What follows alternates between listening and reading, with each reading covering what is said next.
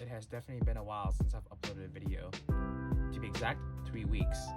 And the reason for that is because I haven't been meeting up with my friends lately to play Digimon.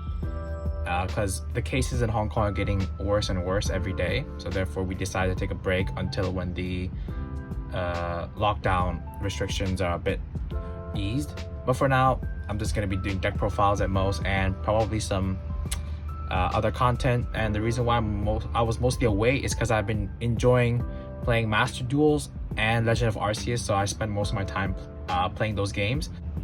But it's okay, because today I'm finally doing a Violence Bruce BT04 deck profile. And yeah, it's been quite a while since I've uploaded a Vanguard video, as from the third booster we didn't really like the cards and the set was kind of dead because there wasn't really that much hype. But you know, the newest set has grade 4s for the starter decks and the characters, so therefore I was like, why not just invest my money into it. When the booster first came out, the prices were very high. Like, they were so expensive. A pop of like a grade 4 was minimum 100 Hong Kong dollars, so it was really expensive. But thank God I waited for a little bit to make and then for them to become more affordable. So yeah, I finally finished building the deck, and now I can't wait to show you guys on what I run. So yeah, let's get right into it. So the ride lines have always been the same, but the only difference right now is that I actually got everything in SP, unlike my previous Violence Boost video where they were all in triple rare foil. Yeah, there's not really much to talk about in the ride line, and I'm just gonna go right into the deck. So these are the grade 4 and grade 3 lineups, and of course you gotta have 4 copies of that unrivaled Bruce, is to be able to just see the grade 4 as much as possible. I've seen some players run both the grade 4s and the grade 3s, but it's not really as consistent, and I just want to focus my deck all around on rivals. So therefore I'm running this grade 3. This grade 3 skill is this: you just soul blast 2 cards, and then your whole front row gets 5k, and if you're in your final rush, your Vanguard gets a critical. So if you have multiple of these guys on the board, your Bruce can get up to 4 crits on his own. So yeah, I really like this card, but I used to run 4, but I've noticed that 5k shield actually really does matter, and grade 3s don't have any shield value, so therefore I dropped a copy, and 3 actually is fine, to be honest. 4 is a bit too excessive. They'll just end up being ditch fathers in the early game, and I don't want to do that. I want to keep this as much as possible. And yeah, for grade 2s we've got 4 copies of Derek and 3 copies of Leonard. I was gonna originally run the grade 2, the new double rare. It's like, I forgot its skill. It's like if you Counter Blast, you soul charge 2 and call a rear guard from your soul. I didn't really like that because this deck's already very Counter Blast heavy thanks to Derek. So yeah, I prefer running Leonard is because it's free value, and you can also hit a column for generating more rear guards onto the field. And yeah, it's just a very free card. It doesn't really cost anything. Eden costs a Counter Blast to retire, and that new grade 2 also costs Counter Blast, but except for Leonard just doesn't cost anything. And Derek, of course, that Eugene skill does come in handy because you may just want to soul charge as many cards as possible for the Order Pandemonium tactics, which I do run for in the deck. I'll just show you guys right now. So got 4 of these as well. I don't run Hell Dives anymore because this deck needs as many soul as possible to be able to activate that grade 3's ability, to be able to give my Violence Bruce a crit and more power, as this deck doesn't really Persona ride, as I don't run Bruce, and as I don't run the Violence Bruce anymore. So therefore, yeah, this is the ideal grade 2 lineup for me.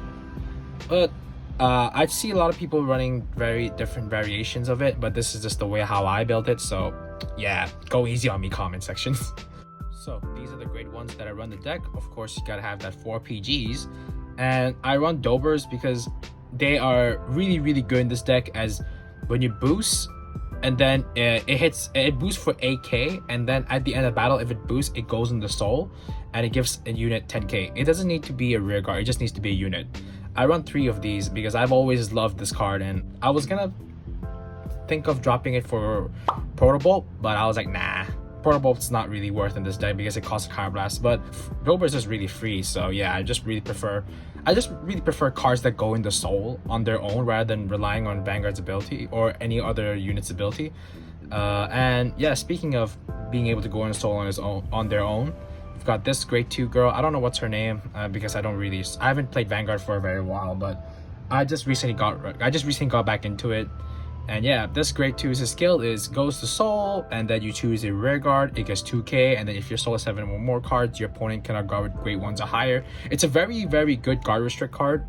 I need 3 copies of this, as I tried running 3 copies of Regina. I didn't really like it because Regina was just so useless in the early games, as Final Rush isn't really like, you don't really need Regina as much. But I still run 2 copies of Regina, nonetheless, because for Regina to be able to give 10k to something that was called out by her effect by sucking 2 units in the soul is really good.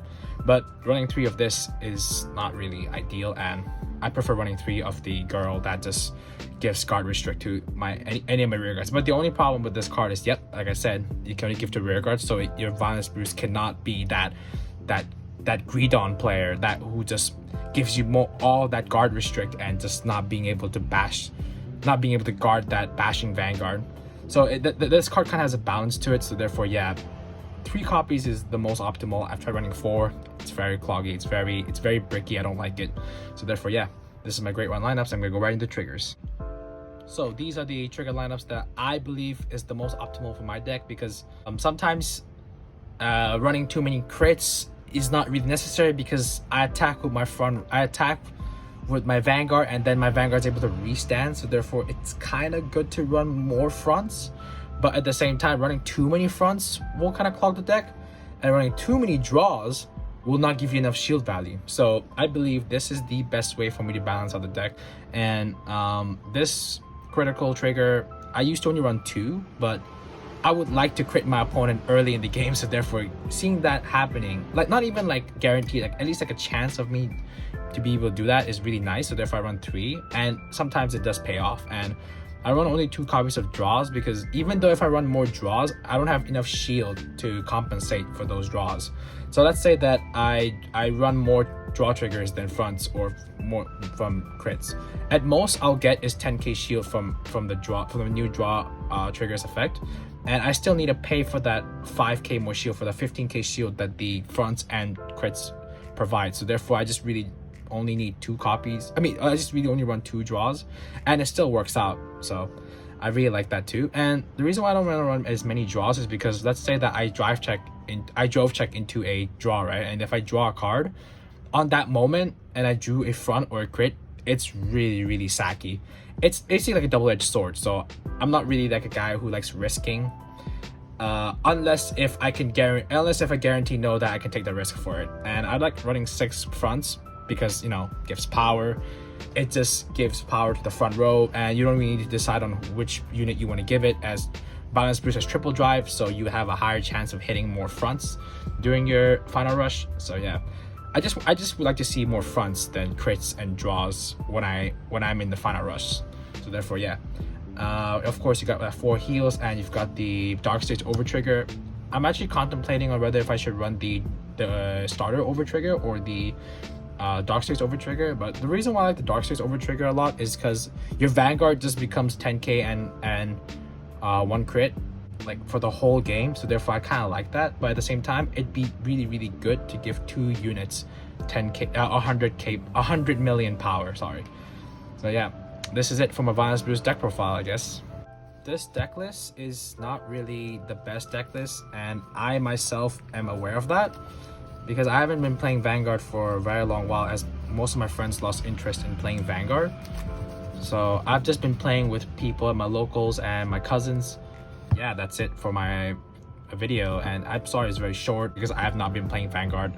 As you guys all know, I've been more into Digimon lately, but I cannot disrespect my very first overdress deck like that, so therefore I just wanted to upgrade it because I really like Bruce in general. And yeah, I'll keep you guys updated basically on the upcoming videos on my channel, as if I'm able to even make content to begin in the first place. And so yeah, that's it from deck profile, and I'll see you guys very soon. Bye.